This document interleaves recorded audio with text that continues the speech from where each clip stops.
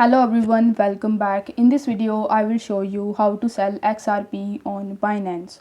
For that, you need to launch your Binance mobile application and then you need to tap on this search bar in the top. Then in the search bar, you simply need to search for XRP and then you need to select the XRP/USDT pair.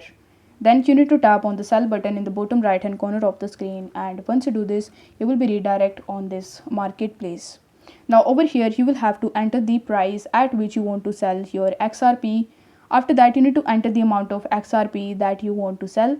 Once done, it will show you how much USDT you are going to get if you sell this much amount of XRP. You can even use this slider and you can select the percentage of XRP.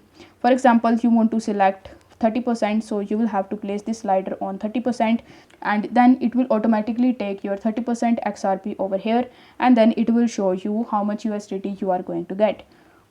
Once done, you will have to tap on this Sell XRP button, and this way your order will be placed and you are going to get USDT in your account as you have successfully sold XRP on Binance.